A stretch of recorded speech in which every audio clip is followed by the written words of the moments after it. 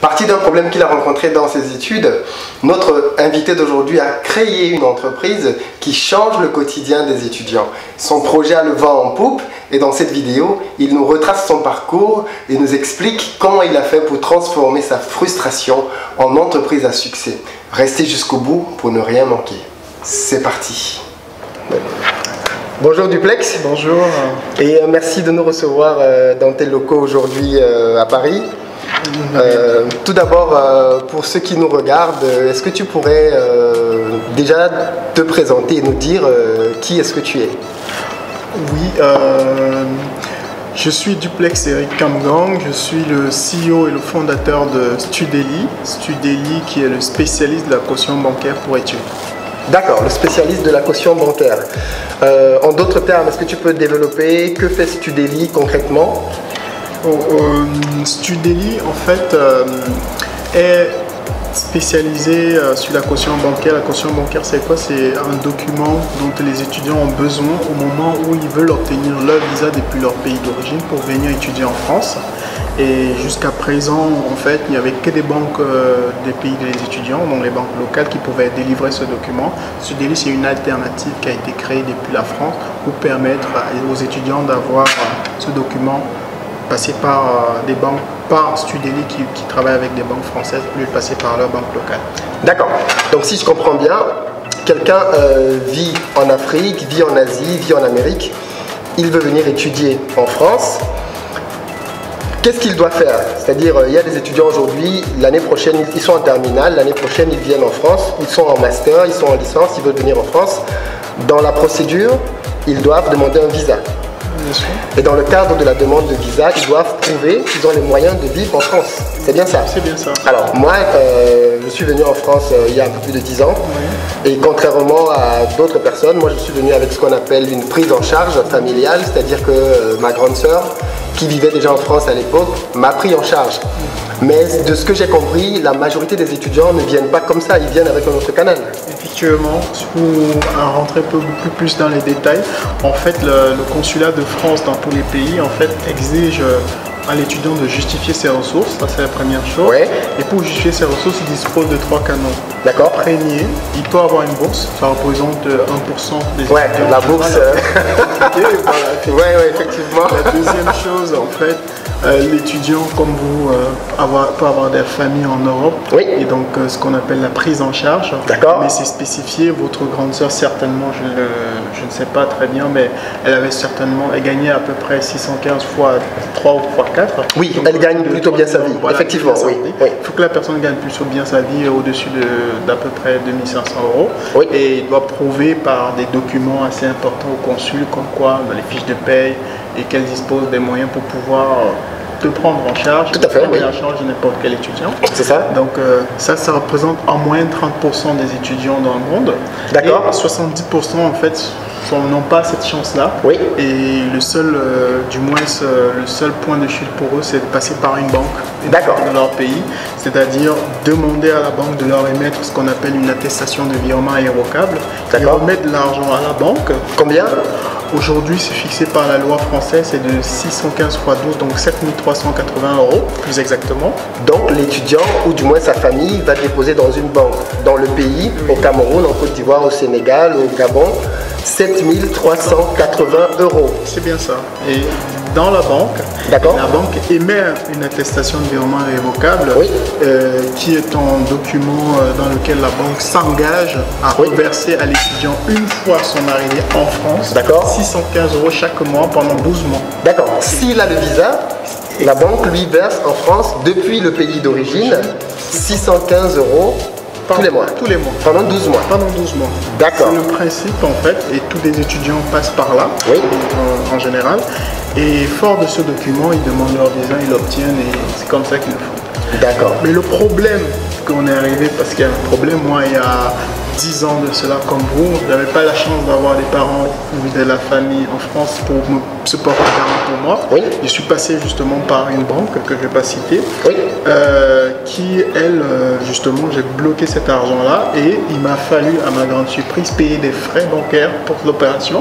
D'accord. Des frais bancaires qui vont en moyenne, pour certains pays, je dis bien certains pays, à 1000 € 1000 euros. Oui, à 1000 euros, à payer en plus de 7380 euros. D'accord. Et après, que ne fut pas ma surprise, il fallait en plus de cela attendre 2 semaines, 3 semaines pour pouvoir obtenir le document, sachant que j'étais très en retard. Et troisièmement, le document en question ne m'était pas utile lorsque je suis arrivé en France, par exemple, pour obtenir un logement justifié auprès de n'importe quel bailleur en France, comme quoi j'avais des ressources. D'accord. On n'acceptait pas les documents justement de ces banques. Donc si je comprends bien, ta famille et toi, vous déposez dans une banque 7380 euros. C'est bien ça. La banque demande, en plus des 7380 euros, à peu près 1000 euros de frais pour pouvoir réaliser l'opération de verser de l'argent tous les mois sur un compte en France. Et après avoir versé les 1000 euros, vous attendez pratiquement 2 semaines pour recevoir le document. C'est-à-dire que si la demande de visa est express, vous êtes embêté en fait. Très embêté. Parce que vous avez payé, mais la banque a 2 semaines pour vous remettre un papier en fait. Effectivement. D'accord, ok. Et du coup, ce papier-là, qui est remis aux étudiants, il leur permet d'avoir le visa. Oui, il leur permet d'avoir le visa, effectivement. D'accord. Et une fois en France, à quoi sert ce papier? Bon, je dirais à rien. À rien pour approuver comme quoi à la banque ils ont des fonds en fait. Et ils le renvoient certainement et à la banque avec leur RIB parce qu'ils créent un compte bancaire en France. Et ils en renvoient leur RIB et ils attendent après une certaine durée, ça dépend des banques, là pour le coup je ne sais pas. Ça dépend de la banque qui a une très grande célérité pour traiter les dossiers et peut renvoyer leurs fonds chaque mois. D'accord, donc ça veut dire que l'étudiant arrive en France, il ouvre un compte bancaire parce que quand on arrive, on a besoin d'argent très rapidement. Il faut un logement, il faut manger très rapidement. On ne fait pas 5 jours sans manger ou boire. Et donc l'étudiant, quand il arrive en France, la banque n'est pas forcément réactive tout de suite. Oui, parce en fonction des banques, si je comprends bien, certains étudiants se retrouvent à attendre quelques jours, quelques semaines avant de pouvoir, des mois, pour bénéficier de l'argent qu'ils ont bloqué et pour lequel ils ont payé 1000 euros, parfois 1500 euros dans leur pays d'origine. Ouais, c'est bien ça, c'est ce problème-là que j'ai vécu moi, parce que moi c'était encore plus grave. Mais comment tu as fait? Quand je suis arrivé pour mon histoire personnelle à une école de commerce à Paris en plus, j'avais pas de logement et pas de famille. Pas de famille, j'ai eu un refus d'ouverture de compte bancaire. Wow. Déjà. Donc j'ai dû patienter, comment dire, j'ai dû refaire une demande d'ouverture de compte dans une autre banque. Ok. Et donc le temps passe. Le temps passe et j'ai pratiquement mis 2 mois et pour obtenir mes premiers fonds. Et ça a été... comment tu vis 2 mois? Ça veut dire, en fait, ce sont les parents qui, pendant 2 mois... Les Western Union, et surtout, je dis merci à mes amis. Parce que là, pour le coup, je les remercie beaucoup. Ils doivent se reconnaître quand ils verront cette vidéo, qui m'ont beaucoup aidé. D'accord. Entre étudiants, en général, il y a pour certains de la solidarité. Donc, heureusement que tu es venu en France et tu avais des amis, des camarades qui, depuis ton pays d'origine, étaient venus avant toi et avaient un peu d'argent. Sinon, c'est très grave en fait. C'est très grave. C'est vraiment grave, mais de ce problème, je me suis dit pourquoi pas trouver du moins une solution à ça. C'est la première idée que j'ai eue et je ne pouvais pas la faire parce que j'étais étudiant au moment-là, en 2009. Oui. Et après mes études, bien évidemment en France, il fallait m'insérer socialement. Justement, est-ce que tu peux juste nous donner assez rapidement ton parcours, c'est-à-dire dans les grandes lignes, d'où tu viens, qu'est-ce que tu as fait Mon parcours, je vais le résumer assez simplement. J'ai eu un baccalauréat scientifique. Oui. Après mon bac, j'ai fait un BTS en école supérieure de gestion et après j'ai intégré pour moi l'école qui m'est très chère, l'Université catholique où j'ai tout appris. L'Université catholique de Yaoundé, d'Afrique centrale, au Cameroun, oui, d'accord. Donc tu es d'origine camerounaise? Je suis d'origine camerounaise et dans cette école, c'est magnifique d'ailleurs. Je salue les enseignants, mes profs et toute l'administration et mes amis de l'Université catholique. La Cato. Voilà, exactement, la Cato. J'ai tout appris, je peux dire. D'accord. Et après, fort de mon diplôme à la Cato, je suis venu en France pour faire un master grande école, Oui. qu'on est maintenant en spécialité finance. D'accord, finance. Voilà. Donc à Schema Business School. À Schema, d'accord, ok. Voilà. Et après Schema. Schema, ils n'ont pas changé de nom? Non, ils étaient plutôt. Ils ont changé de nom Pour devenir Schema, c'est ça, voilà, ok. Voilà. Après Schema Business School, j'ai eu la chance d'intégrer un groupe d'assurance Zurich Financial Service. D'accord, comme premier boulot. Comme premier boulot, j'ai D'accord. passé 1 an à Paris, je suis allé 6 mois à Francfort. Ok, en Allemagne, oui. Et j'avais un besoin, je voulais revenir en France. Oui. Et j'ai intégré l'équipe financement structuré d'EDF. D'accord. EDF Énergie Nouvelle, en fait, c'est une branche du groupe énergie renouvelable de EDF. D'accord. Fait dans l'éolien et le solaire. Très bien. Où je me suis, je peux dire, éclaté, ça me plaisait énormément. J'ai passé 4 ans et demi. D'accord. J'ai beaucoup plus duré là-bas. Et par un fait de hasard, un jour, en discutant, parce que j'aime discuter avec les nouveaux qui arrivent de France, donc Oui. en tant qu'ancien de l'université catholique, on a des associations. D'accord. Parfois on accueille les nouveaux qui viennent d'arriver. D'accord. Et en discutant avec des nouveaux, ils m'ont fait part, j'ai posé la question par rapport au problème que j'avais. Je me suis rendu compte que le problème était de passer de mal en pire en fait. Ah ouais. Je me suis dit, ah tiens, il y a énorme, ils ont quasiment, il n'y a rien qui a été fait et en plus les frais ont augmenté. Donc il y avait certains étudiants qui payaient 1 500 € de frais. Waouh. Donc 7 ans plus tard pratiquement, parce que je Oui. compte entre tes 2 ans à Schema, tes 5-6 ans d'expérience, donc on est allez, pratiquement 6 ans après que tu sois arrivé en France, le problème s'est aggravé. C'était aggravé et je trouvais pas logique et j'étais quasiment révolté. Oui. C'était une révolte. Je me suis dit pourquoi ça? Pourquoi autant de frais? En tant que financier, le calcul est vite fait. Je me suis dit mais comment les étudiants qui n'ont pas beaucoup d'argent Oui, en général entre guillemets payent autant de frais? Ouais, mais c'est à la limite de l'arnaque. D'accord. Voilà. J'ai compris aussi que à la décharge des banques, le process en fait qui est mis en place me fait avoir ces types de frais là. Donc je me suis dit pourquoi ne pas créer une alternative, surtout que j'étais en un moment où je voulais entreprendre aussi. D'accord. Donc quand j'étais chez EDF, je me suis dit je souhaite changer de boulot, mais je souhaite j'ai plutôt un profil j'aime le risque, je veux entreprendre, qu'est-ce que je peux faire? Parce qu'avant ça, je reviendrai sur un certain passage, mais j'ai eu à entreprendre avant et j'ai eu des échecs. Mais voilà. Venant même d'un échec, j'ai décidé de commencer en fait l'aventure pour créer Studeli.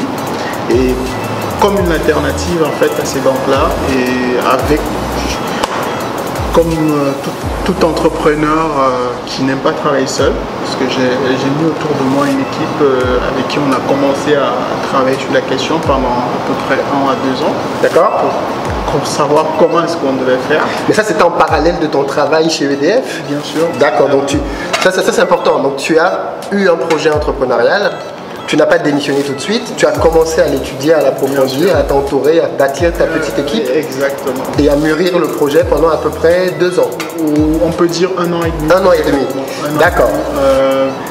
J'ai d'abord travaillé tout seul. Oui. Pendant à peu près 8 mois. Oui. Et après, je me suis entouré des gens parce que je ne suis pas allé voir les gens avec un papier.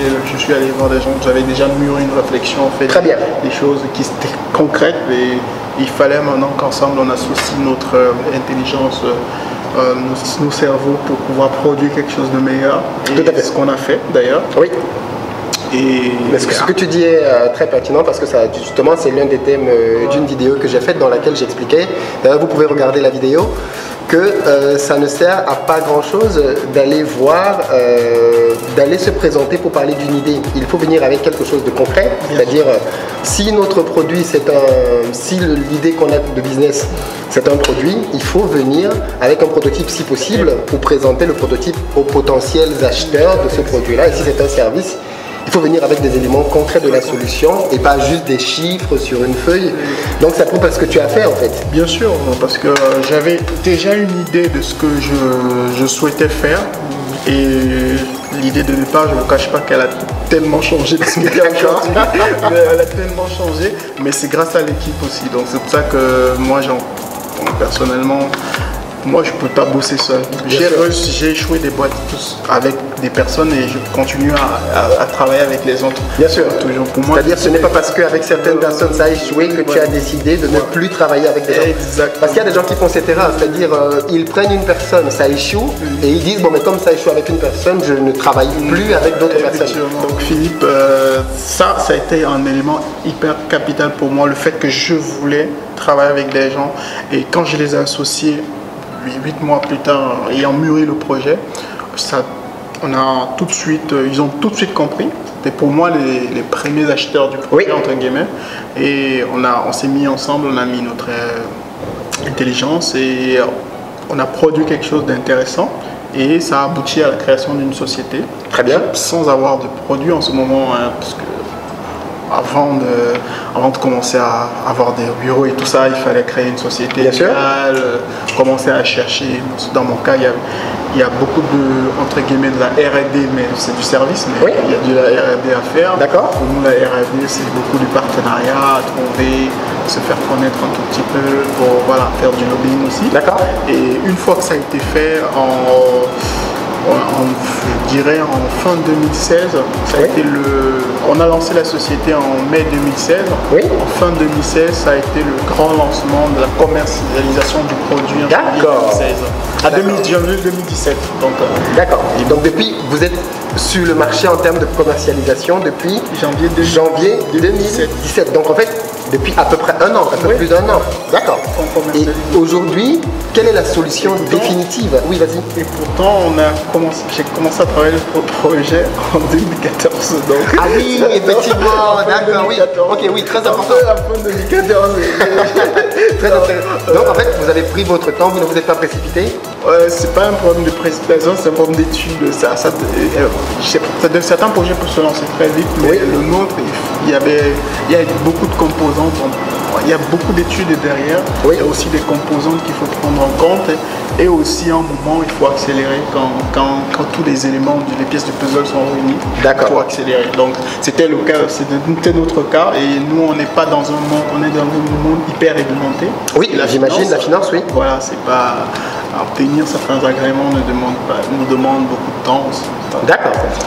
Et donc aujourd'hui, Studeli, dans sa version actuelle, propose concrètement quoi aux étudiants? Studeli, dans la version actuelle, propose déjà pas mal de choses, notamment bien sûr l'attestation en question. Aujourd'hui, l'étudiant, j'ai parlé des 3 problèmes pour les banques. La solution que nous on apporte concrètement, c'est qu'on permet à l'étudiant d'avoir le même document de la même façon, c'est-à-dire il nous bloque les fonds chez Studeli au lieu de bloquer dans une banque locale. Dans une banque soit locale, soit il nous confie, soit il verse une autre banque en France. D'accord. Et nous on lui émet l'attestation parce qu'on a un bureau, une présence dans son pays. D'accord. Parce que vous êtes présent dans plusieurs pays. Dans plusieurs pays. Qui sont? Aujourd'hui, nous sommes présents dans. En ce moment, on ouvre pas mal de filiales. Nous sommes présents au Cameroun. Déjà, bien sûr, il faut commencer chez soi. Bien sûr. Dans quelle ville au Cameroun? Douala-Yaoundé. Douala-Yaoundé. Les bureaux sont où? Plus exactement, les bureaux sont précisément à Douala, à quoi près de l'Institut français, et à Yaoundé, à Bastos. D'accord. Au Carrefour Bastos. D'accord. Et là, on est présent au Mali. À Bamako. À peu près où au Mali? À Bako-Dikoronie. D'accord. Parlons les adresses. Okay. Au Togo. Au Togo, pas très loin de l'Institut français aussi. Et Lomé. À Lomé, bien sûr. Et là en Côte d'Ivoire, au plateau. À Côte d'Ivoire, oui, bien sûr. Au plateau, au centre des affaires. D'accord. Et nous sommes présents là en Tunisie. En Tunisie, ok. Et on ne sont pas très loin de l'Institut français non plus. D'accord. Et au Maroc, nous sommes présents à Rabat. D'accord. À Casablanca et Rabat. Ok. Et au Sénégal, voilà. Au Sénégal. Dakar, voilà. À Dakar. Voilà. Donc en fait, en un an, vous avez déjà ouvert pratiquement 7 bureaux. Oui, aujourd'hui, nous sommes déjà pour un an et demi, 7 bureaux, mais c'est énorme. C'est notre modèle qui veut ça. Oui. Et il faut continuer parce qu'il y a un peu plus, pratiquement 17 pays en Afrique qui parlent le français et donc qui envoient des étudiants en France. Exactement. On est vraiment au cœur de cette problématique et pour nous, c'est justement pour la petite histoire, on avait mis dans notre business plan en 2017 d'être implanté dans un seul pays, mais on a eu des appels de d'autres pays, on ne pouvait pas manquer à l'appel. C'est génial, génial. Le produit a tellement bien marché au Cameroun que d'autres pays nous ont demandé de venir nous installer, notamment le Togo et qui a énormément insisté. On a été obligé d'aller. Mais ça, c'est très bien ça. Voilà. Et du coup, aujourd'hui, Studeli, c'est à peu près combien de personnes dans l'effectif? Dans l'effectif, aujourd'hui, on a pas mal de recrutements. Je dirais aujourd'hui à Paris, en France, nous sommes 12. 12 à Paris? Oui, oui, c'est vrai que les locaux sont effectivement 12 personnes. 12 personnes. Et là, dans chaque filiale, nous avons au moins 3 personnes. Donc 3 fois 7. Oui, donc on est un peu à une quarantaine de personnes qui sont salariées. Oui, on a des contrats de stage, des stagiaires aussi. Des salariés. D'accord. Tout mélangé. Oui, au total, d'accord. Et aujourd'hui, il y a à peu près un an de travail depuis janvier. Vous avez réalisé à peu près quel chiffre d'affaires? Aujourd'hui, comme nous on a réalisé comme chiffre d'affaires, je préfère niveau groupe. Oui, bien sûr. On est à peu près à 200 000 euros. 200 000 euros en un an d'activité, mais ce sont de bons chiffres. Oui, on est très contents. Déjà, on remercie nos clients et qui eux également sont contents. Oui, voilà, c'est ça l'avantage. Parce qu'aujourd'hui, comme je disais sur la solution, ils économisent chez nous en moyenne 500 euros par étudiant. D'accord. Et en plus de cela, ils ont plus de services. C'est-à-dire, nous, en émettant une attestation, nous on donne en plus de cela pour celui qui veut un logement, une caution locative. Ah ben c'est bien voilà. Ça. Et c'est en 48 heures, donc c'est digitalisé, ils peuvent l'obtenir depuis en ordinateur. C'est génial, c'est-à-dire que quelqu'un est au Togo, quelqu'un est au Sénégal, au Maroc, et avec votre solution, en 48 heures, il a le document. Exactement. Qui met 2 semaines parfois à obtenir dans d'autres banques. Exactement. Donc en fait, il y a déjà une rapidité de service. Il y a un coût qui est beaucoup moins cher, donc de 500 euros moins cher. Exactement. Oui, effectivement, là c'est sûr que le marché, vous êtes beaucoup plus compétitif. Et il y a une caution locative qui n'a pas ailleurs. Voilà. En plus, vous lui donnez la possibilité, quand il arrive en France, d'avoir un document qui lui permet de trouver un logement, ce que le papier des autres banques ne permet pas de faire. Exactement. D'accord. Quatrièmement, bon, pour ne pas citer tous les avantages, on lui permet en moins d'une semaine, s'il n'a pas pu ouvrir son compte, d'ouvrir son compte chez des partenaires. Ah mais ça c'est génial. Rapidement. Franchement, si vous connaissez des gens qui viennent en France ou si vous-même vous avez de la famille, des amis, n'hésitez pas à leur faire découvrir Studeli. En description de cette vidéo, vous allez trouver plusieurs informations sur Studeli. Vous allez trouver le lien qui conduit vers leur site et pas mal d'informations sur où est-ce qu'ils sont implantés, dans quelle ville, quels sont les partenaires, les numéros de téléphone et tout ce qui va bien. Mais vous vous rendez bien compte que c'est ce type d'initiative qui mérite d'être connue parce qu'elle est bénéfique pour les étudiants, clairement, et puis que c'est une initiative finalement, j'ai envie de dire 100% africaine. Effectivement, bien sûr, on est à la fois africain, on revendique cela pour nous déjà, mais les fondateurs ne sont pas uniquement africains, il y a d'autres nationalités. Pour nous, on veut construire un melting pot. Bien sûr, bien sûr, bien sûr, bien sûr, bien sûr. Voilà, aujourd'hui, on a commencé par l'Afrique comme destination, comme pays dans lequel on s'implante, mais on prévoit aller conquérir le monde. En Asie, voilà, la Chine qui envoie beaucoup d'étudiants en France, énormément tous les ans. C'est notre leitmotiv et pour nous concrètement, Studeli c'est une vocation, a vocation demain à être le leader justement dans la mobilité des étudiants. D'accord. Faciliter l'intégration. Bien sûr, bien sûr, bien sûr. Ce que je voulais compléter après votre question de qu'est-ce que nous on apporte comme service aujourd'hui, en dehors de l'AVI, l'attestation d'Urma et Vocap. Aujourd'hui, on a mis sur pied un autre produit qui est le logement. En fait, une première mondiale, un étudiant depuis son pays peut obtenir le logement en France sans être déplacé en France. Et comment il fait? Il passe par Studeli. D'accord. Et nous sommes partenaires des grands promoteurs immobiliers français. Et qui aujourd'hui peuvent lui... Donc en fait, parce que oui, effectivement, l'une des questions que le visa à l'ambassade, enfin le consulat demande, oui, c'est une preuve de logement. Et avant, il n'avait pas cette possibilité-là. Oui. Soit il devait trouver lui-même un promoteur immobilier, bref, un logement, oui, et payer 1 an de loyer. Donc avec nous, il ne paye pas ces 1 an, wow, il peut trouver directement. Mais comment vous faites pour vous faire connaître? Parce que je pense que beaucoup d'étudiants gagneraient à connaître Studeli.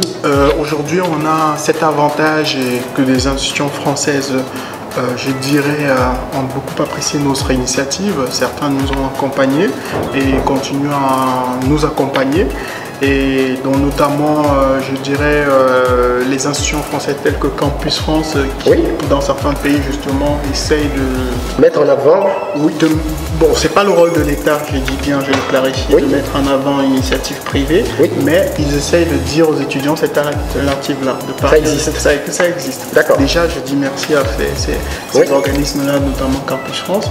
Et aussi, on a eu des prix. Notamment, on a été en 2017 la première FinTech française en Afrique, d'après la BPI et l'AFD. On a reçu le prix et moi-même, j'étais en présence de M. François Hollande. François Hollande, d'accord. Voilà. Président de la République française à l'époque. Voilà. Et également, on a eu le prix Meet Africa, pour ceux qui ne connaissent pas, c'est un prix de l'Union Européenne sur l'entrepreneuriat en Afrique. D'accord. Voilà, donc autant de prix qui nous ont permis de nous faire connaître au niveau des partenaires en France, dans le monde et en Afrique de part des étudiants. Surtout Campus France, parce qu'il faut le dire. Tout le monde passe par Campus France, effectivement, c'est central. Ouais, et c'est très. Est-ce que vous n'avez pas pensé à faire une promotion dans les lycées, collèges, en classe de terminale, faire le tour des établissements, parler? C'est ce que nous faisons en ce moment de la promotion, en ce moment dans toutes nos filiales pour les pays que je viens de citer. Certains ont déjà dû recevoir certainement des salariés de Studeli pour parler de l'initiative. C'est un marché de niche, donc il y a la clientèle on sait la trouver et il faut qu'on aille parler avec. D'accord. Mais du coup, quel type de profil est-ce que tu cherches à recruter dans les différents pays? Les profils que je cherche à recruter dans les différents pays, je dirais déjà premièrement pour moi ce qui est important, c'est que j'aime des personnes qui comprennent un peu comment le système éducatif, l'enseignement supérieur, parce qu'il faut qu'il soit un peu entre guillemets qui ait une petite connaissance du milieu. D'accord. Ça c'est une première chose. Et deuxièmement, qu'il soit motivé, qu'il soit un bon vendeur communicant. D'accord. Dans nos équipes, la communication c'est la chose. C'est super important. C'est hyper important. Et ce que nous on privilégie aussi, c'est l'intégrité. Oui. C'est quelque chose de très difficile. Bien sûr. Dès qu'il y a du business et de l'argent, les appétits sont manifestes. Oui, d'accord. On a eu beaucoup de mal au début avec ça, mais aujourd'hui c'est l'un des grands axes. Et voilà, que la personne soit motivée à ce que nous faisons. Qu'il croit en notre projet. Oui, bien sûr, il faut qu'il croit, qu'il adhère à la vision. Exactement. Et du coup, comment est-ce que tu rémunères ton personnel? Parce que je sais que tu as un concept assez fort par rapport à la rémunération.